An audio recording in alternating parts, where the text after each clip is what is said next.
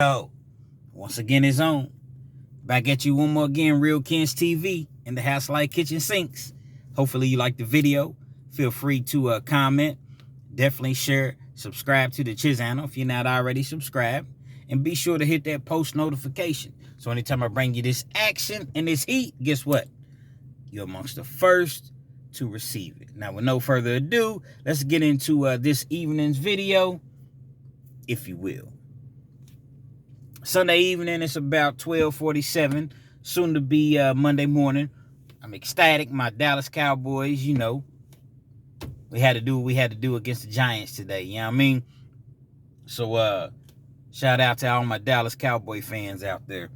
But I found myself watching a Fleece Johnson video earlier this afternoon. And it kind of took me back and it made me think about some things. Because one of my last videos, it was a reaction video to what Fleece Johnson said. Fleece Johnson stated that, in his opinion, actually said it was a fact, that if a man is serving a sentence that's over 15 years, in which he actually spends 15 years in prison, there's a great possibility that he's messing around sexually in prison. Matter of fact, Fleece went so far as to say that out of a million people, out of a million mans, that's what he said, out of a million mans, maybe 10 don't mess around. So I made a video refuting that.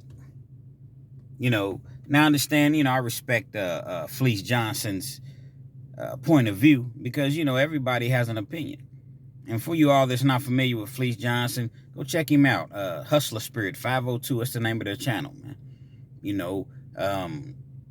Fleece tells a lot of his stories, and a lot of his stories, I hear a lot of people say I had to turn, I had to turn away, I had to, cut it down or cover my ears, but Fleece is giving it to you raw as far as penitentiary experience, the real penitentiary experience that he experienced.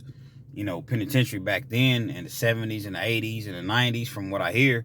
Obviously, I wasn't there in the 70s and 80s or the 90s, but from what I hear, it was a very, very violent type of atmosphere and environment, because it's violent now.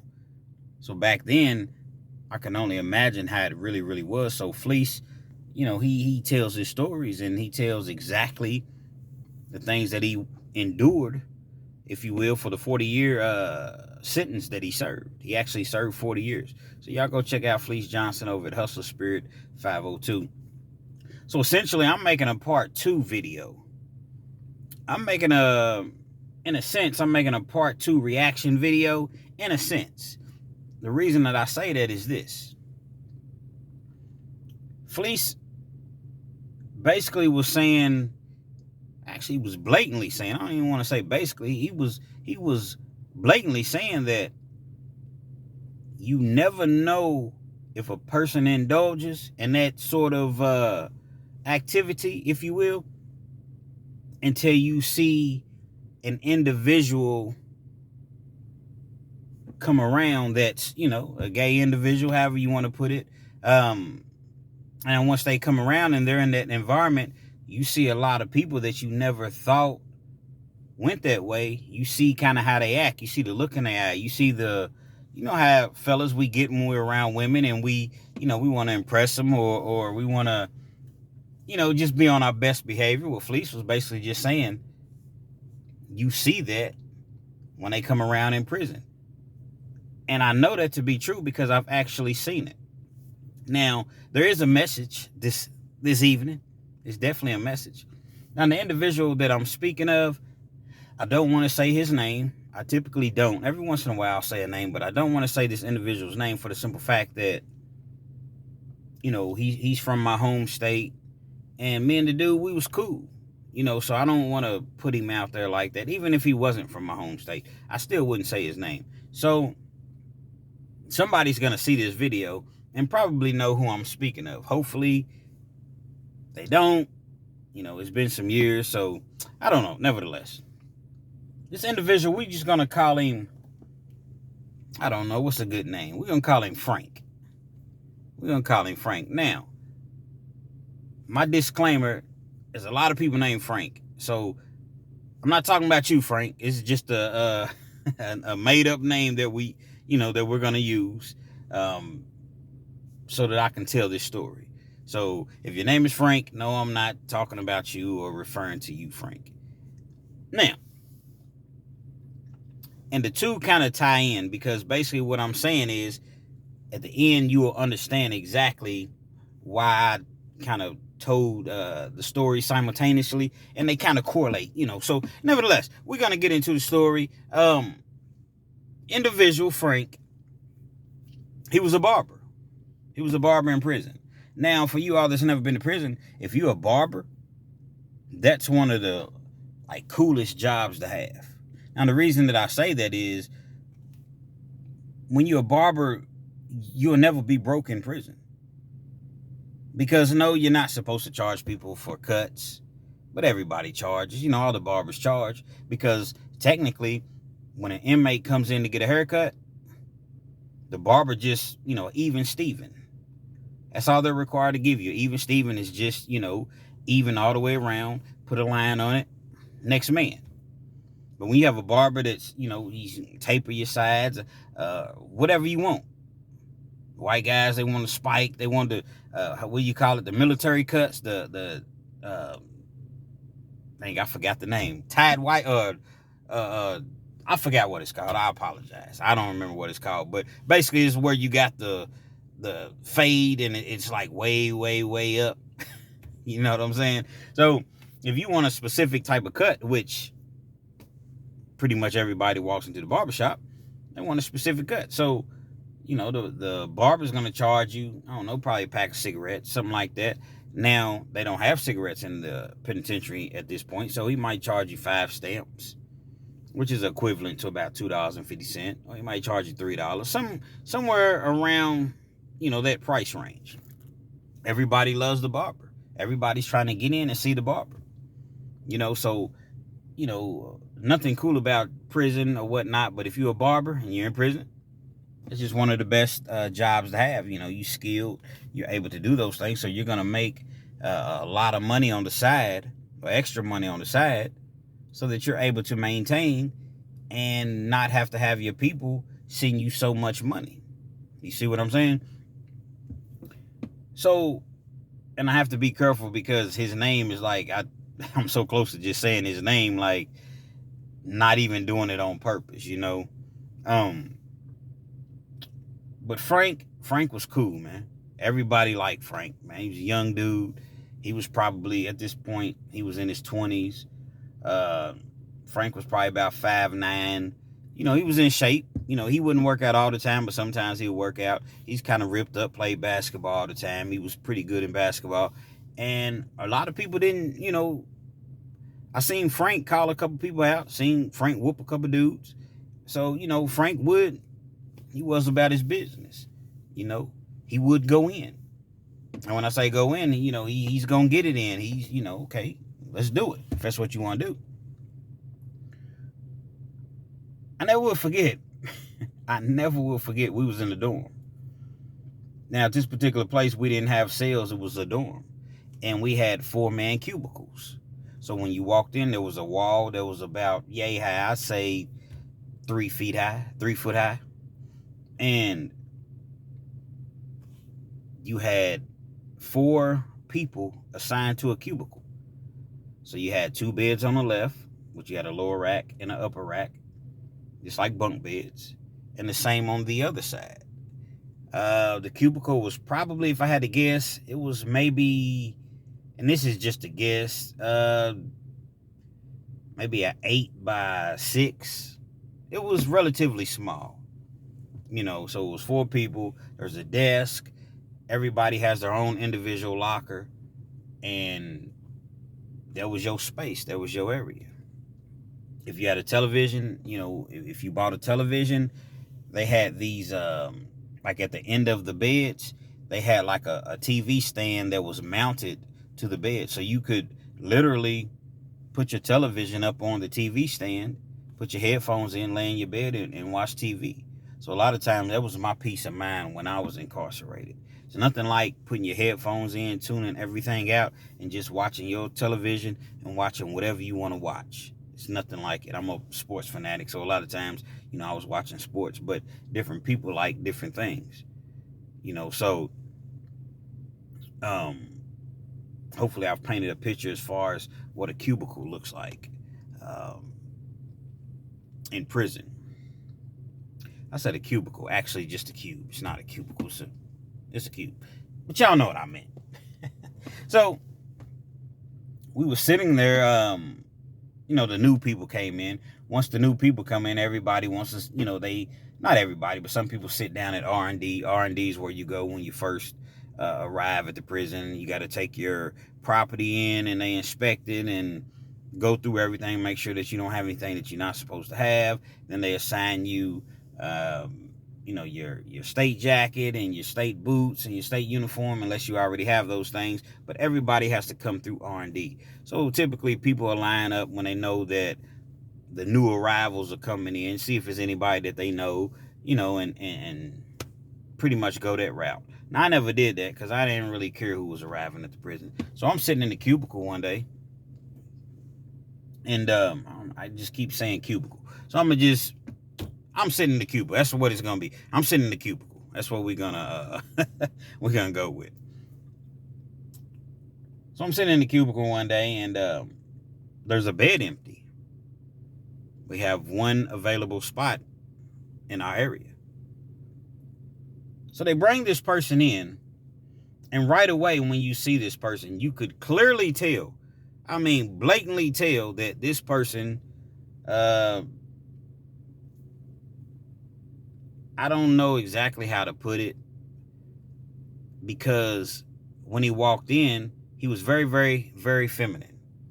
Tight pants, had like a little afro, had something in his hair, and he portrayed to be a woman.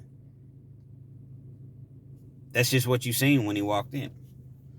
So they put him in our area or what have you, and a few people's laughing. Several people are laughing. Oh man, y'all got dude in y'all's area, man. I wouldn't go for that. I wouldn't stand for that. Nah, y'all have to get him out of here. Well, the thing about it is this. When you're in prison, you see some of these people that have these prison channels, and they talk about as though they run something. Nah, he got to go. You can't make anyone get out of your area. You see what I'm saying? If that's a bed space that's available, guess what?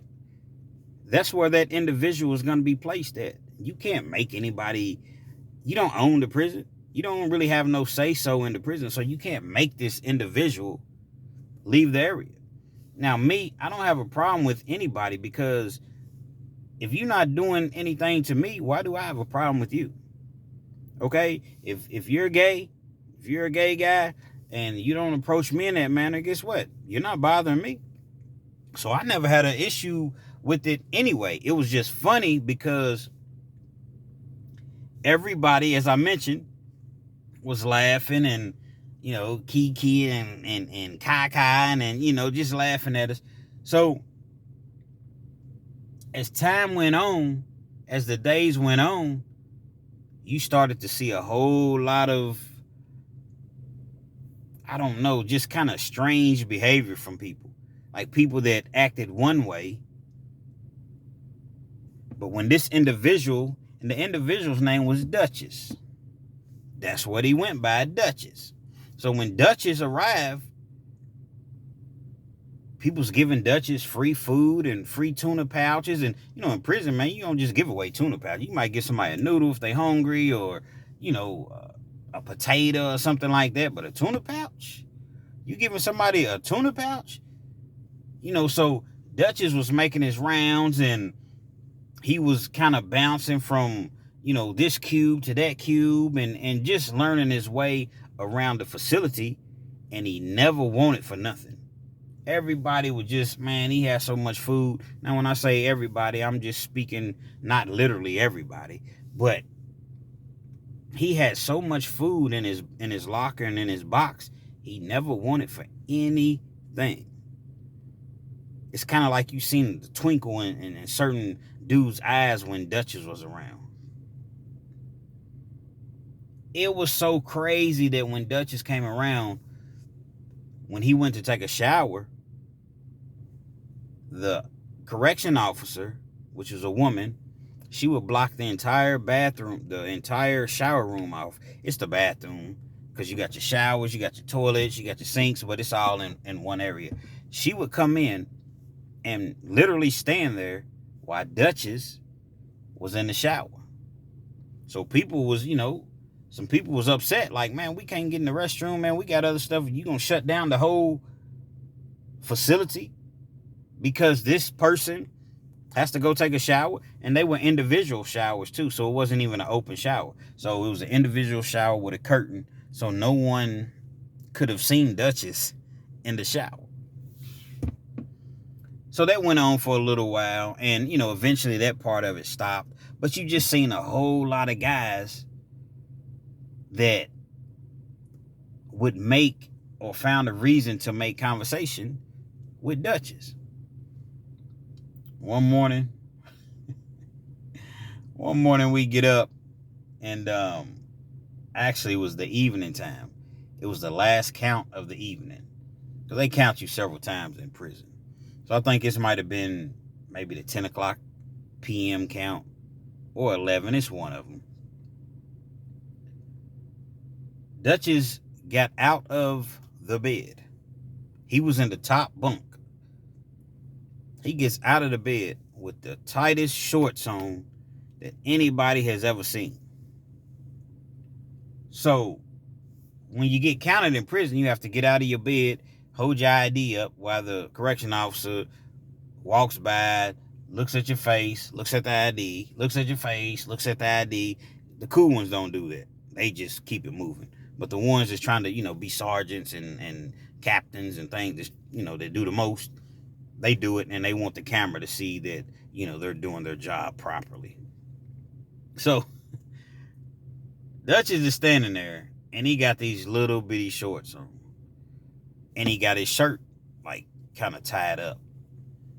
Man, they laughing, they clowning us, man. They laughing at us, man, so hard. And it's like, man, y'all got dude in y'all's area or whatever, and y'all ain't even saying nothing. Same thing that I had previously mentioned. So, but Dutchess was cool. He never came at us in any sort of way. He never, none of that. He was just a regular person. He just, like dudes. Dutchess was cool. Now, people were already kind of speculating and kind of whispering that Dutchess and Frank were kind of messing around. Remember what I said? Frank was the barber. Now, Frank wasn't he was in the same dorm that we were in, but there's units. So, like, we were in Unit B. Well, in Unit B, it might be 50 people in that unit. Well, when you walk outside of Unit B, you're still inside of a building. But when you walk outside of Unit B, you go to the right, it's Unit A, and you have C, then you have D, and I believe you have E. I believe it was like 5 different units. So Frank was in the same dorm, just a different unit. And you will see the two of them kind of talking from time to time, but nothing significant. Nothing that, would make anyone think anything. At least I thought. I'm a mind my business type of individual. I don't care what you do. I don't care who you talk to. It doesn't matter, man. I'm trying to go home. At the end of the day, I'm trying to go home. I don't got no time for no gossiping, prison gossip, or anything like that. So it was a rumor, it was going back and forth that Frank and Dutchess was messing around. I never bought into it. One day I'm walking into the dorm. And as I'm walking into the dorm, I'm coming from commissary. So I got my bag on my shoulder or whatever, my net bag. They give you a net bag in prison. And you use that essentially for everything. Your dirty clothes, your when you get your laundry from the from laundry, when your clothes are have supposedly been cleaned, when you go to commissary, when you go get your supplies, everything is these net bags, and you carry your net bag over your shoulder. So I'm walking into the dorm and I see Dutchess going crazy on Frank. And again, I'm not a person that gets in other people's business and meddles, but you can't help but hear. She's calling him all type of MFs and well, I said he, because that's what he is. You see what I'm saying? He's a male. He's in a male's prison.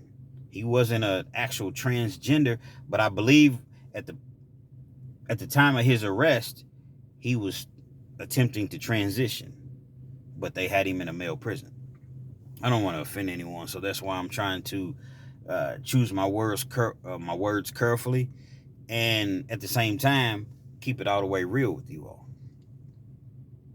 So Dutchess is cussing Frank out.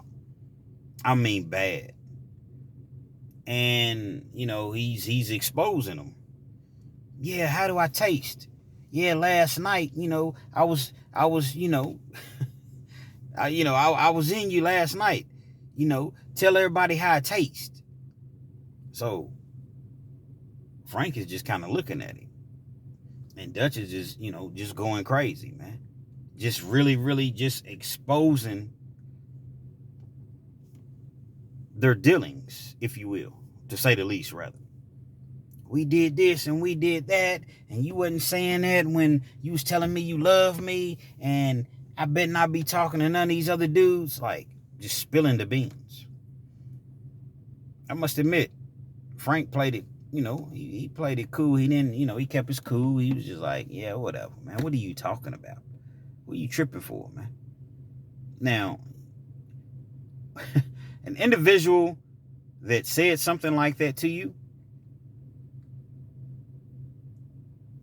I don't know if you would quite be as calm and laid back as Frank was. Frank was obviously, I'm sure that he was embarrassed, but he just played it cool. So I ended up getting my hair cut, I don't know, a couple of days later. I ain't never say anything to Frank about it. Me and Frank was cool. And he got to talking about it. He was like, because he knew that I was out there.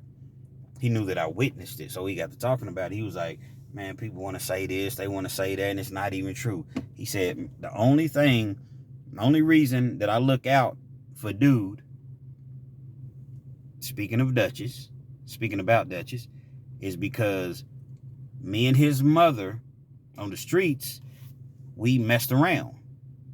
I remember him when he was younger, so now he's in here. So, I told the mother that, hey, I'll look out for him. I'll make sure that, he's good or whatever. But the thing is, Dutchess didn't need anybody to make sure he was good. See, when you a individual like Dutchess in prison, you gonna be straight forever. You don't have to have a person send you a dime. You're gonna be straight because several people, they're gonna want to take care of you. They're gonna want to make, they're gonna want to wife you. That's how they, that's what they try to do in prison. That's the whole goal. And then once you're in a facility to where they have their own cells, they want to figure out a way to move you into their cell. And y'all, like, really, people in prison be on like some real live marriage type time. So that's what Fleece Johnson was basically, that's what he was saying. And so, he proceeded to, explain to me, and, and he's this and he's that, but ain't no way I'm messing with him. I would never mess with a dude or whatever. So Dutchess is telling everybody on the yard, him and Frank been messing around. So now Frank's getting to the point to where he's getting upset, because remember when I said earlier, like, Frank, he's gonna throw them things. Fight. He's gonna fight. That's what it means. Urban Dictionary, he's gonna fight. Frank, he was far from a punk. He was far from soft. but he was just cool and laid back. Like I said, he was a barber, so everybody liked him. He was, everybody knew him kind of from the streets. So, he was a well-liked dude. But he wasn't going to stand for this individual, Dutchess, to continuously expose him, if you will. And they got into a couple other spats over time. And just one day, just out of the blue, Dutchess was gone. Dutchess was transferred to another facility, just out of the blue. No one knew exactly what the reasoning was, but he was just gone. And I'm quite sure that Frank, it was probably bittersweet for him, because no longer did he have to deal with the, they would have like real life arguments, but it wouldn't really be Frank. It would be Dutchess. But it was so many scenes that were caused. So I'm quite sure that he was, in a sense, glad that Dutchess was gone, but at the same time, probably missed Dutchess. That's why I said it was bittersweet. And that's crazy, because I never in a million years would have thought